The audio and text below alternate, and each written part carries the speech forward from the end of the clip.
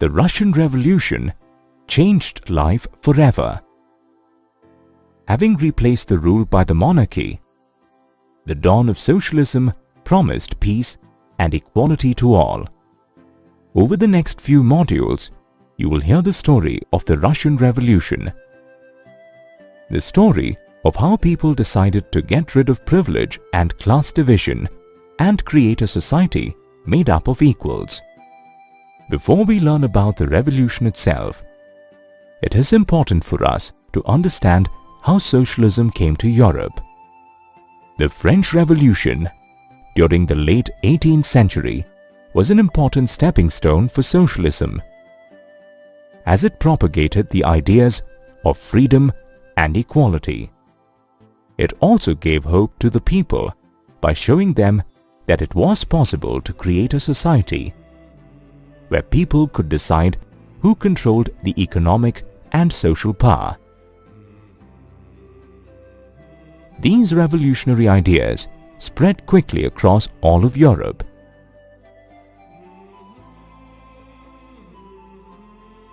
Even in India, eminent people like Raja Ram Mohan Roy and Desrosiers discussed the importance of the French Revolution. However, people across the world were divided on the degree of change that needed to be made to society. On a broad scale, these people could be divided into three distinct groups: liberals, radicals, and conservatives. Liberals dreamt of a nation where all religions could be considered equal. They were against giving absolute powers to the monarchy. Instead, they wanted an elected parliamentary government. But on the other hand, they believed that not everyone had the right to vote. Only property owners could be allowed to vote. They did not support the suffragette movements either. Suffragette movements campaigned to give women the right to vote.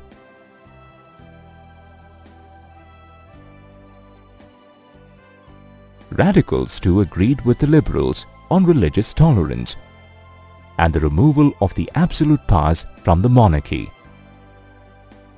They, however, believed that all people had a right to vote irrespective of whether they were property owners or not. They also supported the right for women to vote. The third group of people, the conservatives, were opposed to change altogether. In time, they realized that some change was inevitable. But they still felt that it needed to be a gradual process. As you can see, the views differed greatly between these three groups. While these debates were going on, change was happening on the economic front too. The Industrial Revolution had started in Britain, and it slowly spread across Europe. It saw the replacement of manual labor with machines, resulting in goods being manufactured at a much faster rate. The Industrial Revolution saw the formation of new cities, development of industrial regions, and the expansion of the railways. As a result, more people went to work in factories. However, the working conditions were quite pitiable. Long work hours coupled with low wages demoralized the workers. Sometimes, the low demand for goods resulted in unemployment too. All this left the workers yearning for change. The solution was to stop the feudal system of privileges enjoyed by the aristocracy. Liberals and radicals rallied around the right of individual freedom, the right of the poor to work, and the right of people having money to operate without restraint. Revolutionaries across Europe, be it in France, Italy, Germany, or Russia, all dreamt about change and worked to overthrow the existing monarchies. As you will see in the modules to come, The Russian Revolution too succeeded in enforcing change. The price to pay for it, however, was quite heavy.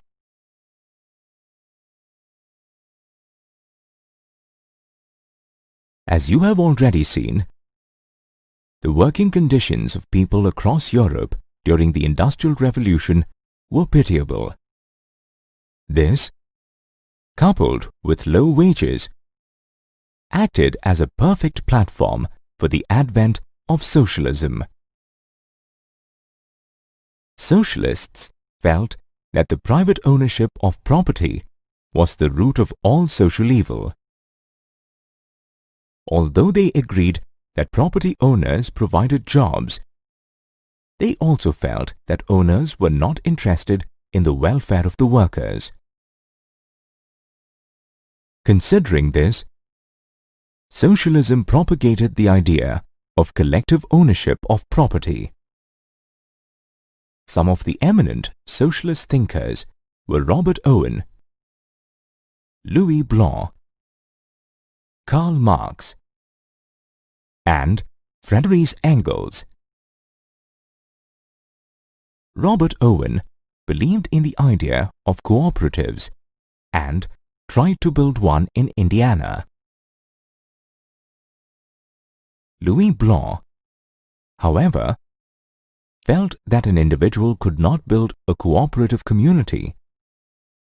Instead, he pushed for the governments to encourage cooperatives. Karl Marx stated in his book Das Kapital that workers needed to overthrow capitalism and create a society where property was controlled collectively. Friedrich Engels, too, contributed to these thoughts through his book The Communist Manifesto. Though they had minor differences in their ideas, they all agreed that socialism was the natural way forward. As socialist ideas spread across Europe, the socialists formed the Second International to act as a body to coordinate their efforts. It was not until 1914 that socialists finally managed to form a government in Europe. In 1904, over 110,000 workers in St. Petersburg went on strike, demanding better working conditions and wages. Led by Father Gapon, they marched to the Winter Palace, the home of Tsar Nicholas II. The Tsar ordered the dreaded Cossacks to attack the people. Over 100 were killed and many wounded. This incident, referred to as Bloody Sunday, sparked off the Russian Revolution of 1905. So, what led to the revolt by the people? Russia was in those days an autocracy ruled by Tsar Nicholas II. He ruled a vast territory that included current-day countries such as Finland, Latvia, Lithuania, Estonia, parts of Poland, Ukraine, and Belarus. Both St. Petersburg and Moscow were prominent industrial areas of that time. Most of the industries were privately owned by industrialists. So, although the government had rules regarding minimum wages and limited work hours, in many factories and workshops, these rules were broken. This led to dissatisfaction amongst the workers across Russia. Peasants, too, were unhappy. Comprising more than 85% of the population, they earned their living from agriculture. However, they owned very little land. majority of the land was owned by the nobility, the Tsar and the Orthodox Church. And so peasants pooled their land regularly and divided it based on the needs of individual families. As you can see, both peasants and workers were unhappy across Russia. This saw the advent of two prominent political parties: the Russian Social Democratic Workers' Party, or RSDWP, and the Socialist Revolutionary Party. The RSDWP followed Marx's ideas and aimed to provide support to workers. It consisted of two groups: Bolsheviks, led by Vladimir Lenin, and Mensheviks, led by Julius Markov. The Bolsheviks believed in discipline and controlling the quality of the party members, whereas the Mensheviks believed that the party needed to be open to all. While the RSDWP backed the workers, the Socialist Revolutionary Party, on the other hand, believed that peasants would be the driving force behind the revolution. Both these parties, however, agreed that things needed to change. And to do this, they needed to first topple the autocratic rule by the Tsar. And so finally, in 1904, on Bloody Sunday, a large group of workers and peasants marched to the Winter Palace to demand change. Following this, strikes took place all over Russia. Everyone demanded a constituent assembly. The Tsar finally relented and agreed to the creation of the Parliament, or the Duma. Fearing a reduction in his powers, he dismissed the first Duma and the second one as well. Finally, in the third Duma, he succeeded in filling it up with conservatives and keeping out the liberals and the radicals. Tsar Nicholas thought that this was the end of the revolution, but larger revolutions were yet to come.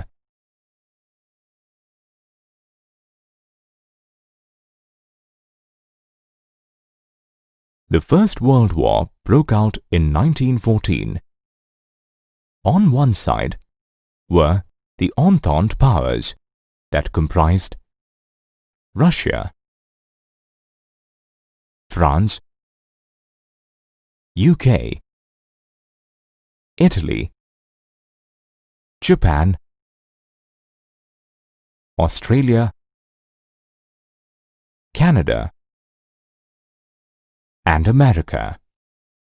And on the other side were the Central powers that comprised Germany, Austria, Hungary, the Ottoman Empire, and the Kingdom of Bulgaria.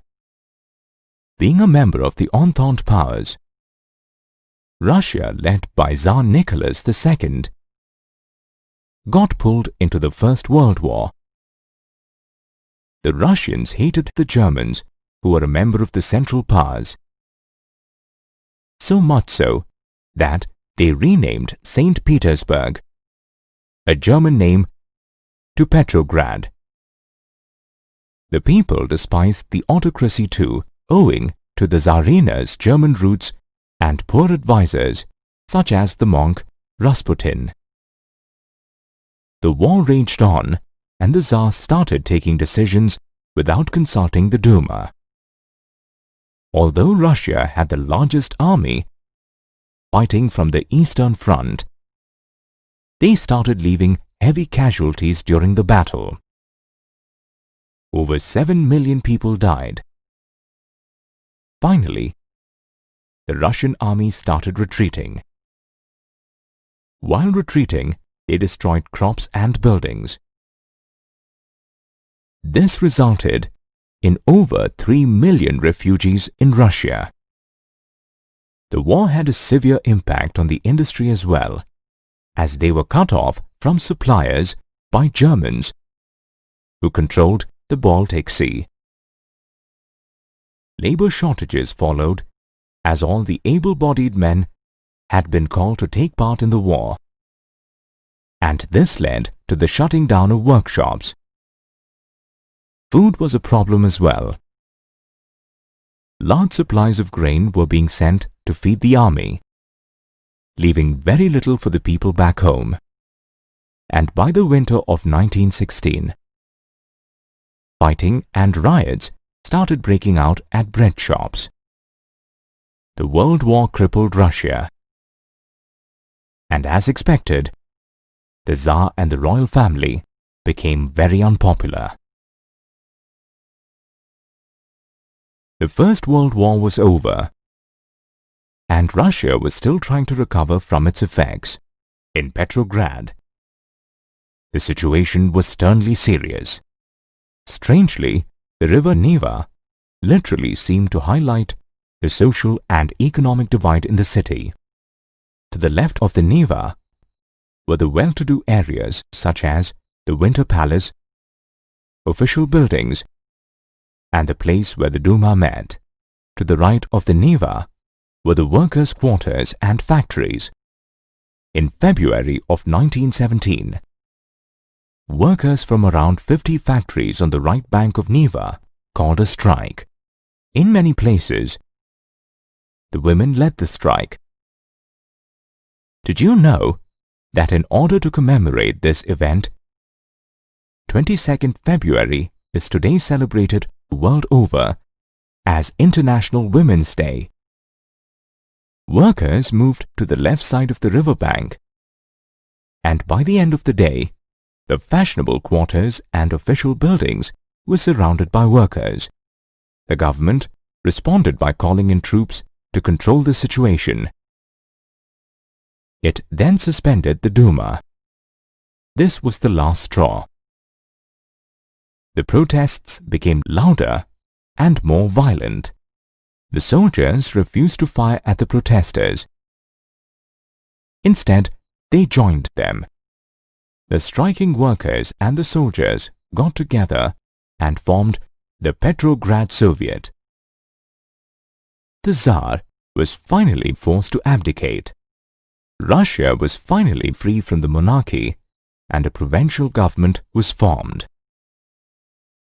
Lenin saw this as the apt time to return to Russia from his exile.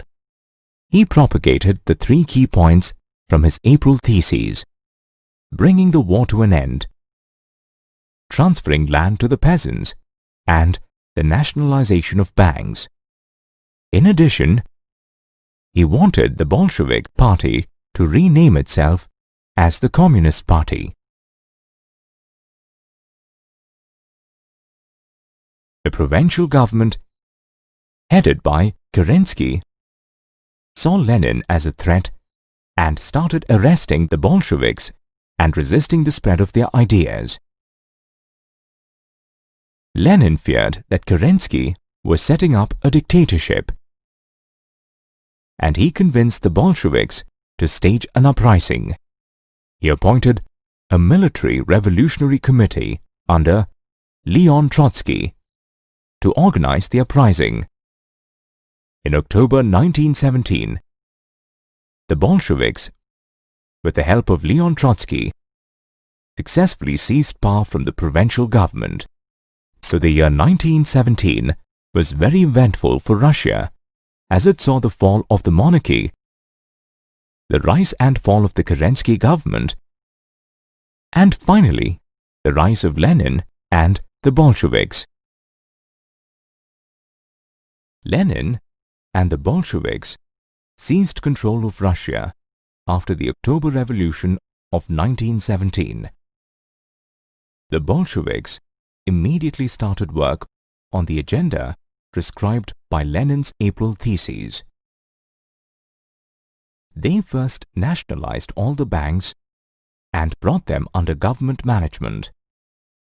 They then declared land as social property and returned it to the peasants. and they ended the war and brought in changes to the army uniforms so as to assert the change. One of the changes was the new Soviet hat called the Budyonovka. To match their new ideals, the Bolshevik Party renamed itself as the Russian Communist Party.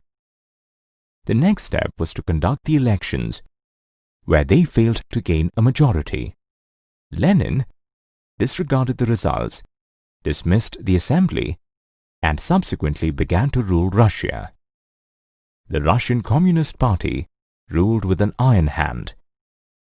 They created the secret police called the Cheka to control possible anti-Bolsheviks.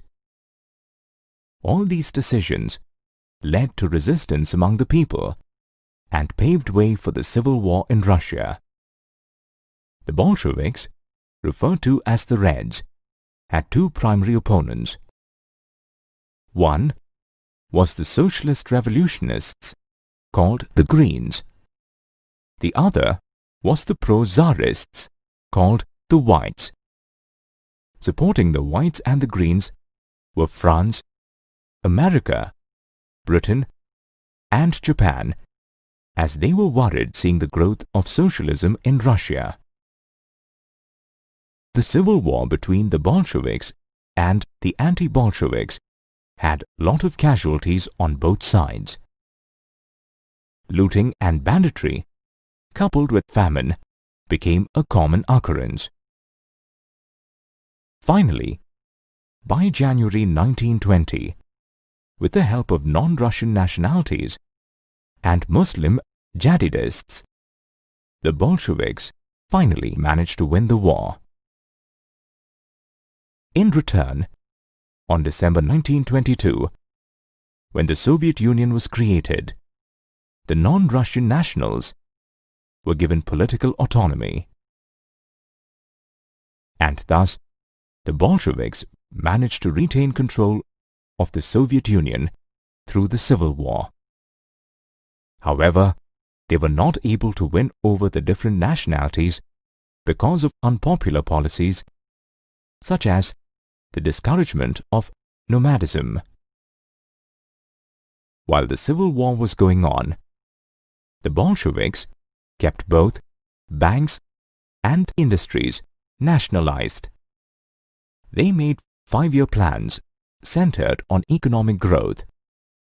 This included the fixing of prices to promote industrial growth. For the next few years, under Lenin, the Soviet Union saw both industrial and economic growth.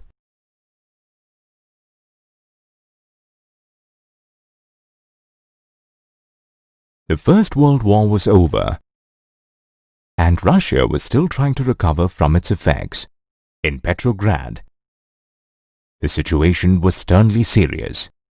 Strangely, the river Neva literally seemed to highlight the social and economic divide in the city. To the left of the Neva were the well-to-do areas such as the Winter Palace, official buildings, and the place where the Duma met. To the right of the Neva were the workers' quarters and factories. In February of 1917, workers from around 50 factories on the right bank of Neva called a strike. In many places, the women led the strike. Did you know that in order to commemorate this event, 22nd February is today celebrated world over as International Women's Day? Workers moved to the left side of the riverbank, and by the end of the day, the fashionable quarters and official buildings were surrounded by workers. The government responded by calling in troops to control the situation. It then suspended the Duma. This was the last straw. The protests became louder and more violent. The soldiers refused to fire at the protesters. Instead, they joined them. The striking workers and the soldiers got together and formed the Petrograd Soviet. the Tsar was finally forced to abdicate. Russia was finally free from the monarchy and a provincial government was formed. Lenin saw this as the apt time to return to Russia from his exile. He propagated the three key points from his April theses: bringing the war to an end, transferring land to the peasants, and the nationalization of banks. In addition, he wanted the Bolshevik Party to rename itself as the Communist Party. The provincial government, headed by Kerensky, saw Lenin as a threat and started arresting the Bolsheviks and resisting the spread of their ideas. Lenin feared that Kerensky was setting up a dictatorship, and he convinced the Bolsheviks to stage an uprising.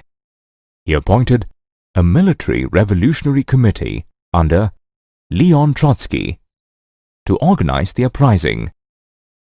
In October 1917, the Bolsheviks, with the help of Leon Trotsky, successfully seized power from the provincial government. So the year 1917 was very eventful for Russia, as it saw the fall of the monarchy, the rise and fall of the Kerensky government, and finally the rise of Lenin and the Bolsheviks. Lenin headed the Soviet Union till his death in 1924.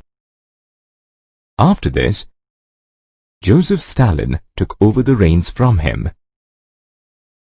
One of the problems that Stalin faced towards the beginning of his tenure was the acute shortage of grain. As part of the 5-year plan implemented by Lenin, the government had fixed the price of grain.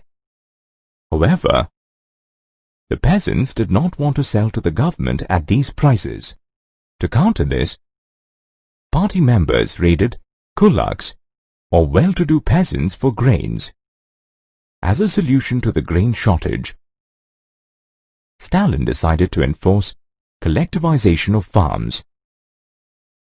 Peasants were forced to work in collective farms called kolkhozs, and the profits were shared equally. Anyone who resisted was caught and punished, and sometimes deported or exiled. Stalin was not entirely successful, as the production of grain did not increase immediately. In fact, in 1930, the Soviet Union faced one of the worst famines in history, leaving over 4 million people dead.